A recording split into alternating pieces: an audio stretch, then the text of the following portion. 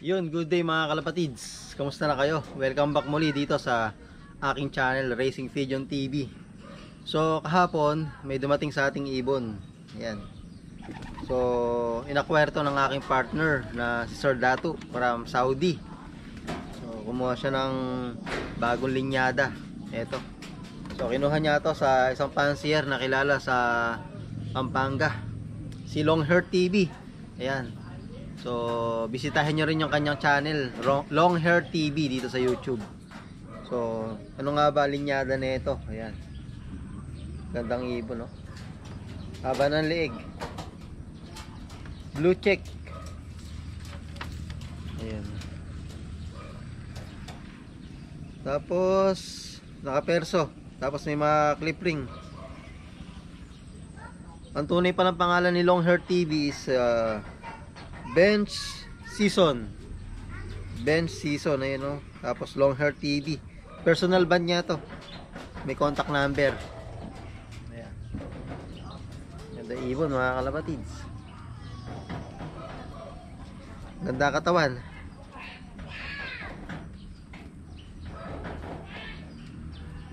So ayon sa binigay sa aking peds ni Longhair TV. So eto. Ito linyada mga kalapatids. So yung SAR niya, Slate, Opal, Battenberg, Kuipers, Japan, Pato 1K, Direct Son of Javier Leite, Clacker. So dulo pala ito mga kalapatids. So. Tapos yung dam niya, Checkered Beskitel Drapa, pure imported. Ayan, no?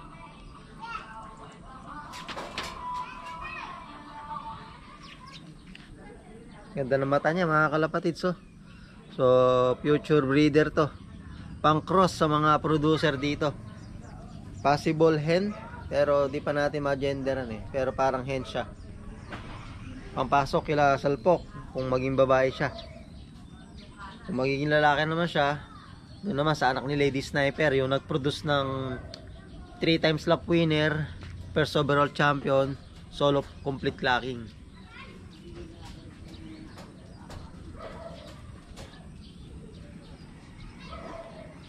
Sana magbabae ito, maging babae. Ilang months lang to. Kasi mas gusto ko pagka magpapares kasi ko, mas maedad yung babae. Kung bata pa yung lalaki, pwede mo siyang ipares sa may edad na babae. Sigurado magsisimilya yun. Kaysa naman sa bata yung babae tapos matanda yung lalaki.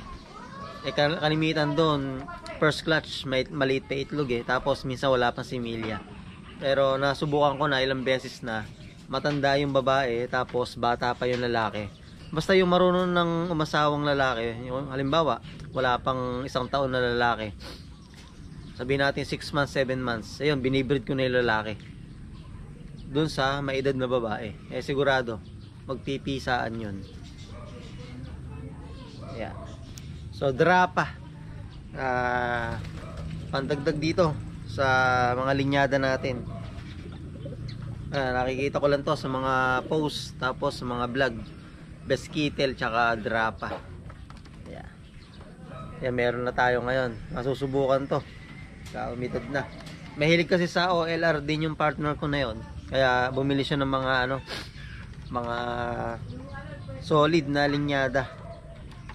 Kung hindi man siya puro, pero andun yung katulad niyan, Javier Clacker, yung niyan. Yung nakapasok dito, tapos Beskitel Drapa. Pero ganun pa man masusubukan. Tapos hanapan natin ang perfect match. Siyempre doon na natin ipapares sa mga nag-produce na sigurado tayo. Kumbaga konting kapana lang, swerte. So kunin natin isa, dalawa to eh.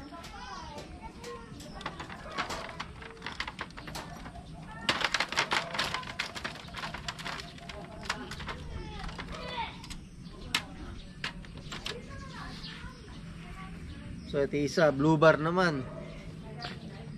Yan, ganun din, meron ding perso. Bench Season ng Pampanga. Long Hair TV. Ayan. Salamat. Blue bar. Tapos ito yung linyada niya. Yung sire niya checkered stitch. Protester. Full siblings ng sinakay niya sa Maasin, Leyte. Yung dam naman niya checkered din pero nag blue bar siya, no? Dam Kuipers, Japan. Maasin, Leyte, clacker din. So, based dito sa PEDS, pang long, ano? So, long distance, sa Beer Leyte parehas eh.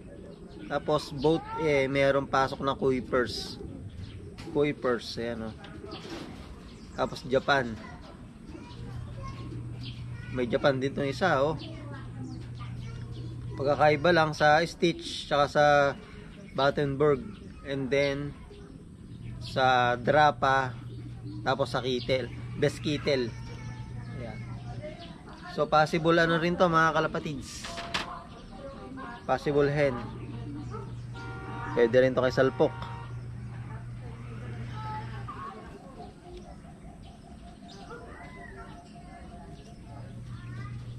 Sa ngayon, ina-quarantine ko muna kasi galing siya sa ibang loft kasi alam naman natin sa kanya-kanyang lope may kanya-kanyang virus. So, malay natin hindi makayanan ng mga ibon natin yung dala niyang virus. So, pero malinis yung ibon hindi ko sinasabing may sakit. Pero yun nga sabi ko, yung ating mga lope may kanya-kanyang virus yan. Kaya, i-quarantine muna natin ng 3 linggo o mahigit pa. Basta nakabukod lang siya ng cage. Then syempre, lilinisin natin kahit pa paano. Yan, bata pa rin kaya hindi pa natin to magagamit. May ilang months lang magagamit na natin to. 6 months, 7 months pwede na. Basta pumaparis na, pwede na siya isa lang.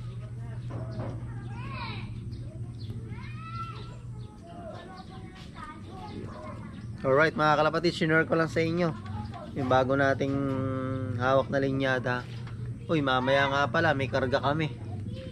So isasabay ko muna siya sa kabilang club, GRPC, yung nag-iisa nating sinasakay sa CLRPC. Tapos yung 6 dito BBC yon. September pa yung ano nun, yung simula ng training, kaya pinapalakas ko lang sila dito sa loft. Pero isa nilalaro nga natin. So ganyan na may panahon, no? Ang hirap magsakay, no? So tatanungin niyo ako, usoy nga yung sakit, di ba?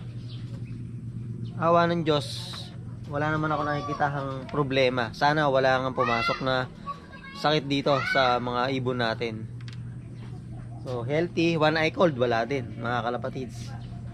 Wala silang one eye cold kahit yung mga bata akong pang south, walang one eye cold. Ano ba ginagawa ko? So ginagawa ko lang mga kalapatids, 2 times a week nagbibigay ako ng apple cider. Yung tamang ano lang tamang dosage lang kasi maasim maasim talaga kaya yung hindi sila maasiman kasi pag masyado maasim, lalo na pag di sanay yung mga ibon, talagang hindi nila iinumin. So yun, katamtamang asim lang, so, tansyahin nyo lang. So yun, awa ng Diyos, walang nagkakawan na cold mga kalapatids. Meron ako na ispatan nung nakaraang linggo, yung blue bar, parang yung mata niya is namamaga. Tapos lumipas yung ilang araw, nawala na. So yun na binibigay ko.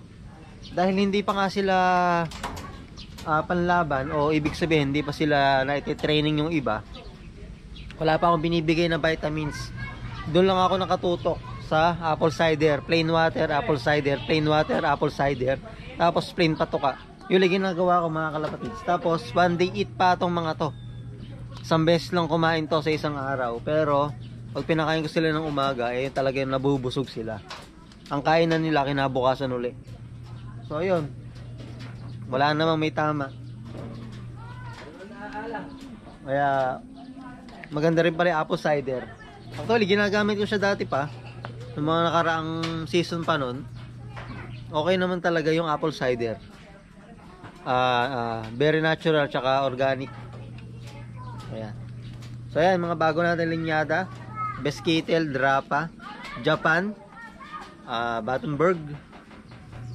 Masusubukan. Alright.